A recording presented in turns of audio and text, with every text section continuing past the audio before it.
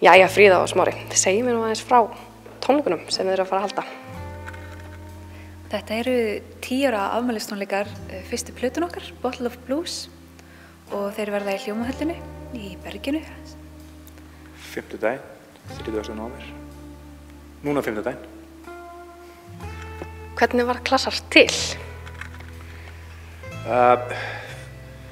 Sko, ég var að brasa eitthvað við að semja tónlist og að syngja hana sjálfur.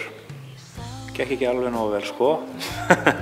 Ég var svona að semja og var að syngja en ég vissi að Fríða, hún var byrjuð svona að syngja heima og var með svona fínur rödd, sko. Þannig ég prófaði hana aðeins á nokkru lögum.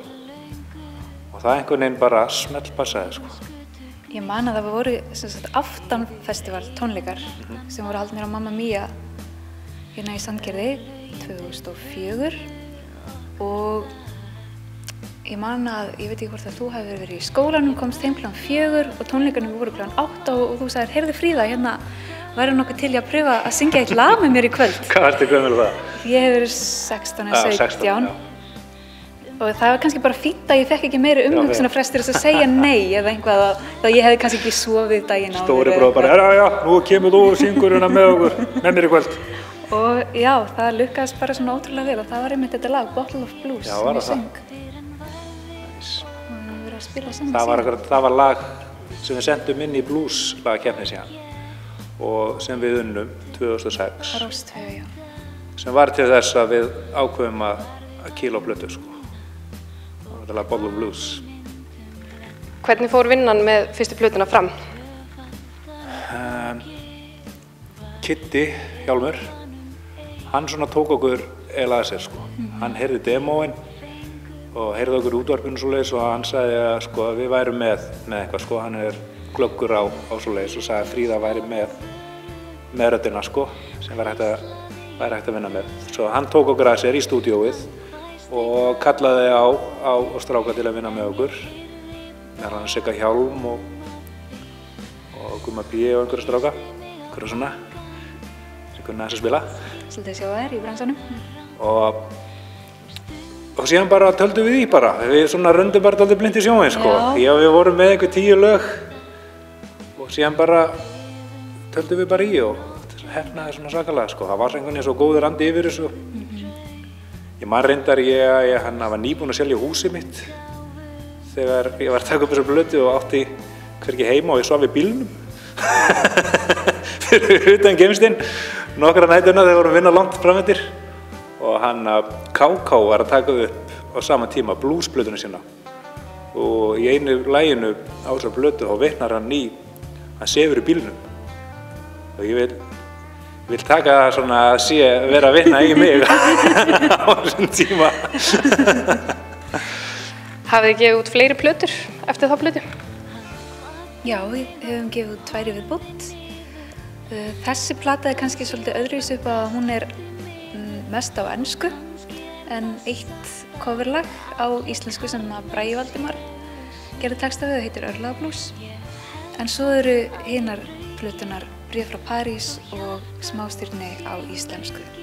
Þá fórum við að einbeita okkur betur á textagerð.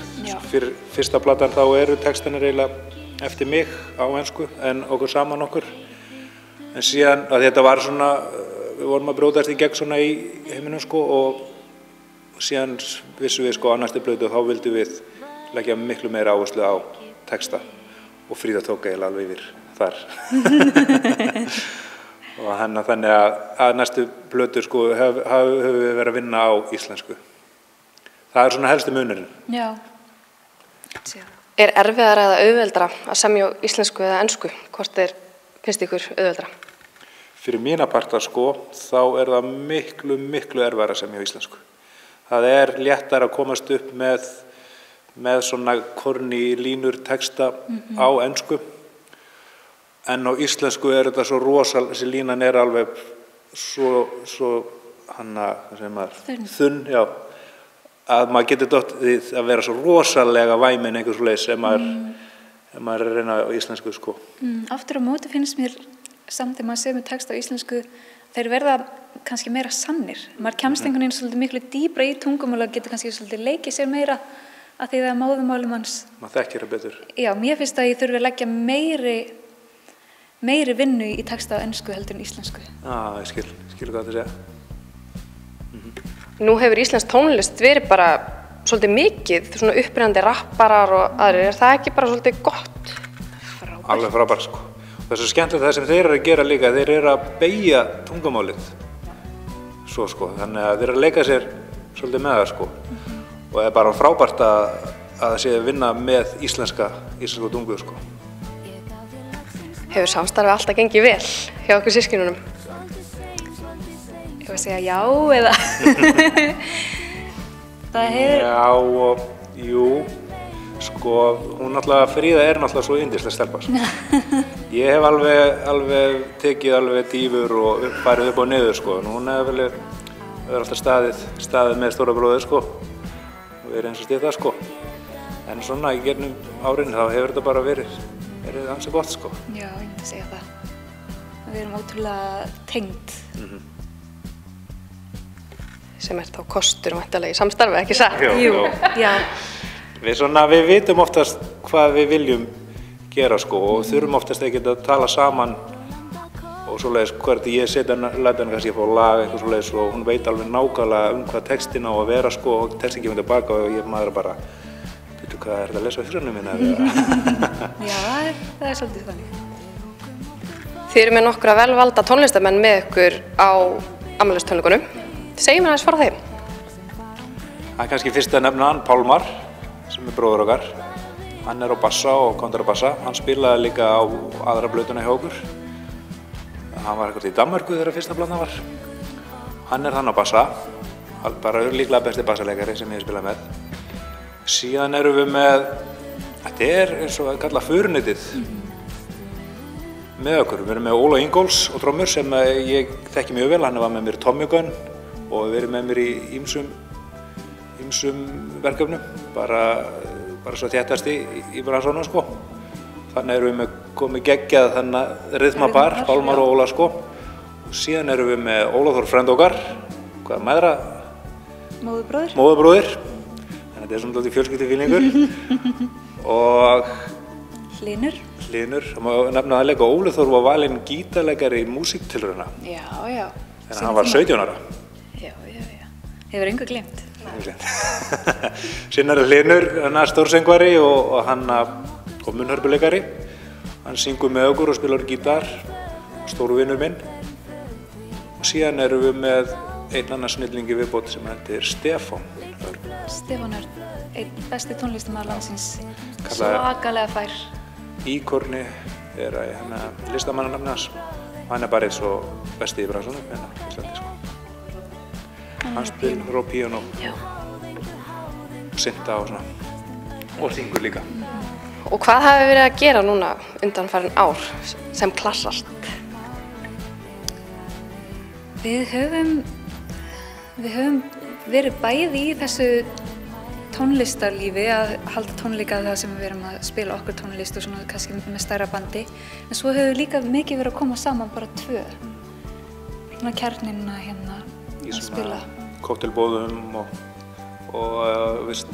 brúðkaupum og svo leys. Svona tilefnum.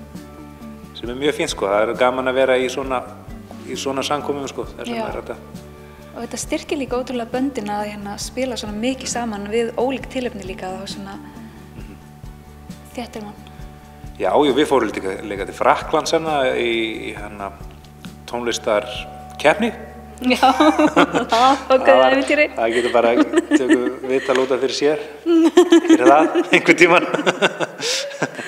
Við höfum verið að brast, við fórum hringinn eftir síðustu plötu og með alveg stórband, rútum og lætið sko. 9 manna band. Það var heljar en ævintýri sko. Svo við höfum verið bara þess að ýmislegu sko. Hvernig hafa æfingarnar verið fyrir tónleikana núna? Það hafa verið mjög góðar. Já, alveg yndislega sko. Við erum alveg 7-8 núna. Já, 7. Það er svona smá batteri að koma öllum saman á sama tíma, á sama stað. En þegar það gerist þá rennur þetta ansi ljúft sko. Já, þetta er líka svona svolítið eins og maður sé að ferðast aftur í tíman. Að spila þessi lög og rifja upp tilfinningarnar á bakvið þau og þetta búið að vera skemmtileg tími, já. Og verða bara lög af fyrstu plötunni spiluð á tónleikunum? Við allavega ætlum að renna plötunni í gegn og svo aldrei að vita nema að við tökum einhver auka ef að... Einhverja gamla slagara. En hvað svo framöndan hjá Klassart? Hvað ber 2018 í skauti sér? Við erum með ýmsar hugmyndir í maganum, sem okkur langar að gera, sem kannski ekki alveg tengt því sem við höfum að gera núna, en það kannski ekki alveg tíma og staði til að fara að tala það strax, En við munum gera einhvað, hvort það verið tónlist eða einhvað annað 2018.